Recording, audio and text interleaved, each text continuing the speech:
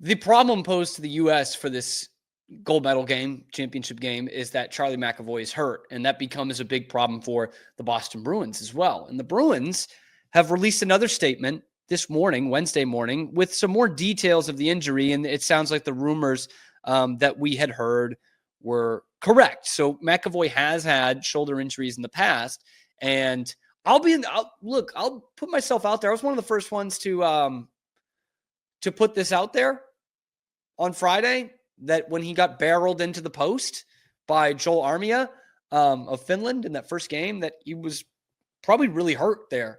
And he was. And this is what the Bruins said. Charlie McAvoy sustained an injury to his right shoulder, AC joint, sorry. AV is audiovisual against Finland. Underwent treatment administered by Team USA's medical staff. Upon returning to Boston, developed increasing pain, for which he was evaluated by the Boston Bruins medical staff. And after undergoing x-rays, MRIs, and the blood work, diagnosed with having an infection in the right shoulder, as well as a significant injury to his AC joint. He underwent an irrigation and debridement. I don't know what any of that is, but he had an infection. That's why he doesn't go in until Monday night, and that's why he goes straight to the hospital. And a couple things here. First off, it sounds like the Bruins are not happy with this. That they mentioned, he went under, Team USA's medical staff, was cleared to play, obviously, against Canada, had his best game in 2 years with a bad injury, apparently, and was throwing that frame around. 4 hits on McDavid and Crosby, was great in that game, leveled McDavid to really set the tone, and he was doing it with a bum shoulder the whole time, a shoulder that he's had issues with in the past.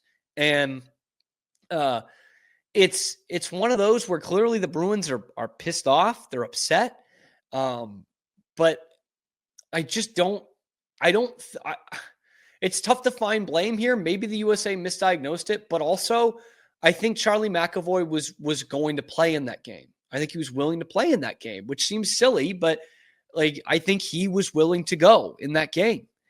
And he does have a close relationship with the head coach. It's his father-in-law. But it felt like that was going to be like some of these other guys have talked about. Like, I think Matthew Tkachuk's battling an injury right now. I think there are certainly some other guys that are playing through something to keep playing in this tournament. I think he would have played. Now, the big thing to me with this Charlie McAvoy injury is what it could do for not the Boston Bruins this year, because it deals a blow to the Boston Bruins this year, but down the line. Is this the beginning of a rekindling of a very good rivalry, the best rivalry in all of hockey? Because Bruins Canadiens has been dead the last couple of years. And yet here we are in the Four Nations tournament with Charlie McAvoy being a big part of Team USA. Who does the cheap shot? Who cross-checks him into the post from behind while he can't defend himself and maybe after the whistle? Joel Armia of the Montreal Canadiens. They next play on April 3rd, by the way, in Montreal. I mean, I don't think that I've been on this show before saying it. The Bruins, I don't think we're going to make the playoffs anyway. But now this is going to bury it if he's out for a significant amount of time, which it sounds like he might be. He's got an AC joint injury, might be out for the season. So now all of a sudden, this Canadiens player took your guy out of contention, for the guy you're paying $9 million to, for the rest of the year. And Montreal, fun team this year, pushing for a playoff spot in the East. They could even make it. Next year, if Don Sweeney gets fired and they bring in a new GM who can actually make some moves, the Bruins and Montreal will both be scrapping for a playoff spot. And it's stuff like this that can reignite this rivalry. It certainly did when the Bruins started to become a good team again, in the late aughts. And there were some scores to settle. Mike Komisarek and Milan Lucic come to mind, right? There were all kinds of them. Remember Dale Weiss in 2014, and obviously the Pacioretty Chara thing in 2011 was the biggest deal, huge deal.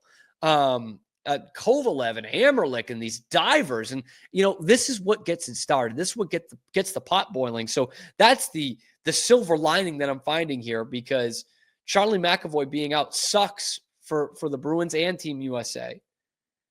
And I've seen a lot of Bruins fans bitching about how, McAvoy looked so good for the U.S. on Saturday. Why hasn't he looked that good for the Bruins the last 2 years? And I get that because I agree. Why hasn't he looked like this? But the only thing I can come to think is, man, remember when he did look pretty good, though? When they had a good roster? 2023, he was damn good. 2019, going to the final, he was outstanding. Like maybe one of their best players. Maybe, just maybe, McAvoy can't be the player he needs to be when the roster around him is complete garbage. Maybe he can't be that guy who takes chances, plays on the edge, plays a very physical game, can float around in the offensive zone, got a good shot, can pinch in a ton. He can't do that when he has to cover up for all of this mess that's going on beside him and in front of him. He can't do it. Like, I don't like making that excuse for a lot of players, but clearly he is a guy when he's obviously never going to play for a Bruins team that's as talented as this USA roster. Don't get me wrong. But when the Bruins had a good competitive roster, he was like the second or third best player on it. He was worth what you're paying him per year. He was one of the best defensemen in the league. And the kid's what, 26 or so? Is that right? Well, he might be 27, 28, I think. By having this dog shit roster around him, you're ruining his prime. And it stinks.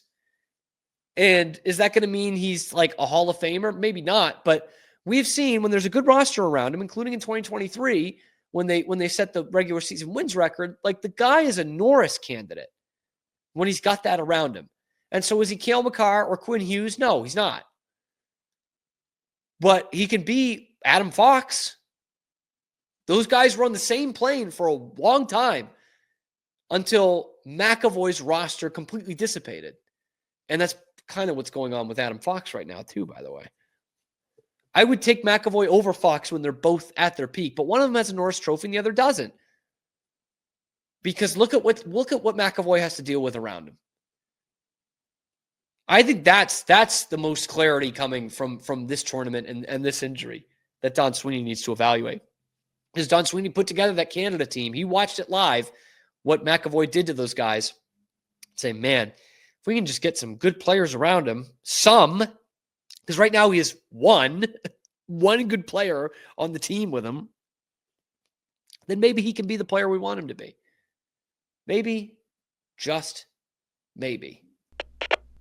We are Rogue Media Sports. Hey, thanks for stopping by. And if you like this video, be sure to give us a like and subscribe. It really helps out the channel a ton. You can follow me on Twitter here for some more outrageous Boston sports takes coming to you every weekday at noon Eastern time. And then after that, wherever you get your podcasts. We are Rogue Media Sports.